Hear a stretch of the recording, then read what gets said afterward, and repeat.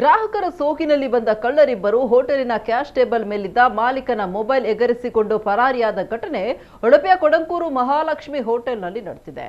ಇನ್ನು ಈ ದೃಶ್ಯ ಸಿಸಿಟಿವಿಯಲ್ಲಿ ಸೆರೆಯಾಗಿದ್ದು, ಮೊಬೈಲ್ ಕಾಣದಿದ್ದಾಗ ಮಾಲೀಕರು ಸಿಸಿಟಿವಿ ಪರಿಶೀಲಿಸಿದ್ದಾರೆ. ಈ ವೇಳೆ ಬಿಲ್ ಕೊಡುವ ಸಂದರ್ಭದಲ್ಲಿ ಮಾಲೀಕನ ಗಮನ ಬೇರೆಡೆ ಸೆಳೆದು ಮೊಬೈಲ್ ಎಗರಿಸಿರುವುದು ಬೆಳಕಿಗೆ ಬಂದಿದೆ.